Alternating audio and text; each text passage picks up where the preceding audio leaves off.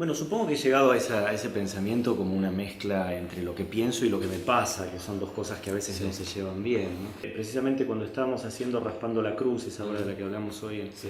en el año 97, en la sala de la Biblioteca del Rojas, una obra con la que nos había ido muy bien, una obra muy rara, muy atípica, pero con la que En un nos iba muy espacio bien, raro en un también. espacio muy raro que cerraba. Es decir, no cerraba, pero lo necesitaba, pero es decir, luego de 4 meses de funciones nos teníamos que ir. Y buscando sala en la que reponer esta obra, yo me di cuenta que ninguna sala le interesaba. Es decir, no les importaba una obra buena que ya había venido funcionando, que había visto muy poca gente, porque en la sala creo que entraban 35 personas.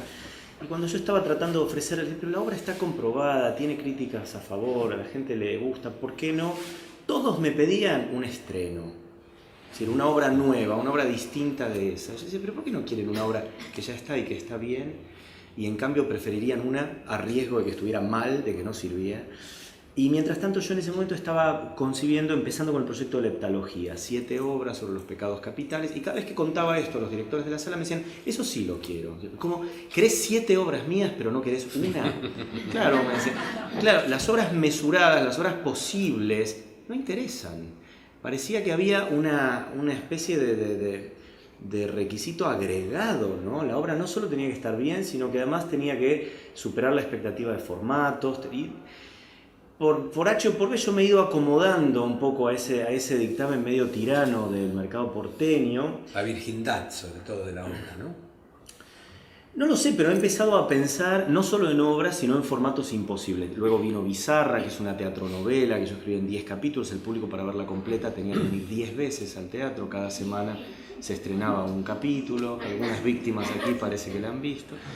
Y luego la heptalogía, que son 7 obras. Cuando yo las escribí pensé que en algún momento hubiera estado bueno conseguir 7 teatros en Buenos Aires, uno por cada día de la semana, y hacer la heptalogía completa y que el espectador pudiera verlas desordenadas. Están escritas de manera que tienen referencias internas y el orden en el que las vieras te abriría determinadas puertas o te cerraría otras. Jamás pasó, nunca pude hacer las 7 a la vez. De hecho, la séptima, que es La terquedad, todavía no logré estrenarla en el país. Se estrenó afuera, pero acá no. Es decir que me he ido acostumbrando a la idea de estos formatos desmesurados, obras de larga duración, y me ha ido mejor, han sido más vendibles, incluso cuando te dicen, no, porque el público no puede soportar una obra de más de 3 horas de duración.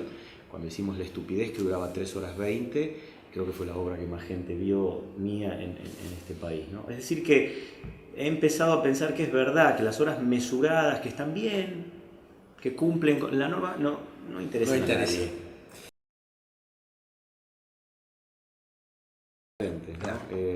En este caso estamos hablando de la pintura del Bosco, sobre todo de la rueda de los 7 pecados capitales del Bosco que yo vi en el Museo del Prado, ¿no? Cuando, bueno, toda obra o todo grupo de obras en este caso es producto siempre de una enorme casualidad. Uno tiene algunas ideas argumentales, algunas sensaciones dramatúrgicas que quiere llevar al papel, y por ahí ocurre un detonante, explota una bomba en tu cabeza que las organiza. Casi siempre es literalmente una bomba, es decir, uno no se da cuenta que las está organizando hasta que se sienta a trabajarlo, ¿no? Son más bien esos detonantes que, como digo yo técnicamente, te llevan a cruzar un marco de referencia con otro que nada tiene que ver, claro, y encontrar la solución a un problema en un plano que no es el de ese problema. Yo descubrí que la pintura del Bosco era profundamente revolucionaria, siendo un pintor medieval.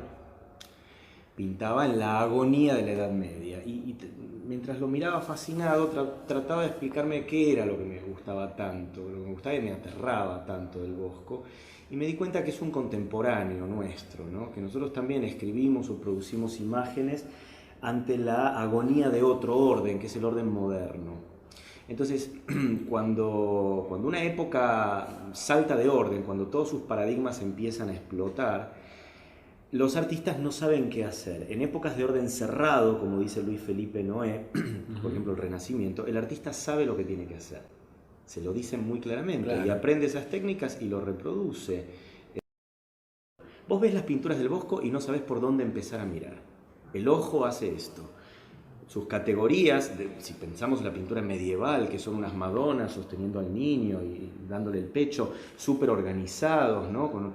De pronto el Bosco pinta monstruos que salen de adentro de huevos y que se comen pedazos de hombres.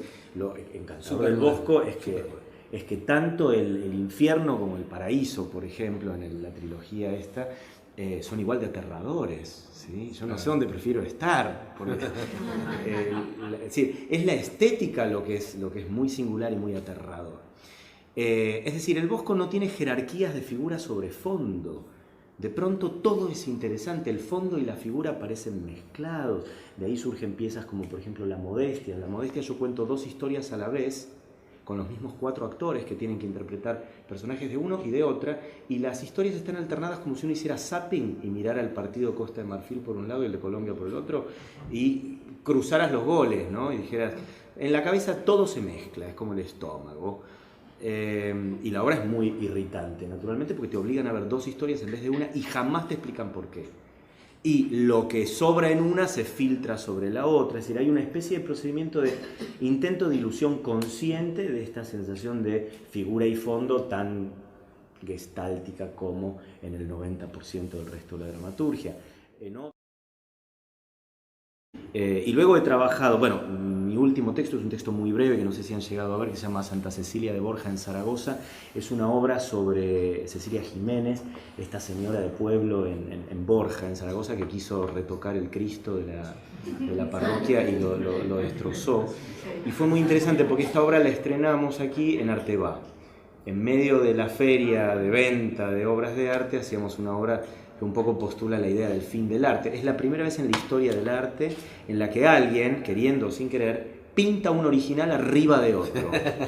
No lo ha hecho ni Warhol. Warhol no se animó a eso. Warhol fotocopió, hizo otros intentos de descalabrar la relación entre mercado e imagen. Pero esta señora, sin saberlo, claro, y con un espíritu conservador, porque ella quería conservar un cuadro de un Cristo así horrible, que ella le tenía mucho afecto y le parecía que se estaba borrando y que era una lástima que las cosas viejas se borren, lo quiso conservar y hizo una especie de Pac-Man, ¿no? Que ya habrán visto en internet, y a mí me parece una historia extraordinaria.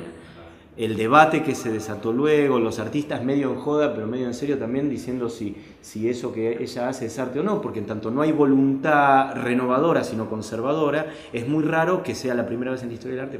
¿Cómo vio eso? No, sí, a mí me parece una historia con infinitos vericuetos, y escribí esta pequeña obra sobre 2 profesores de arte que tienen que discutir si la incluyen o no en el programa de la materia, porque sus alumnos no hacen más que escribir tesis sobre esta señora, ¿no?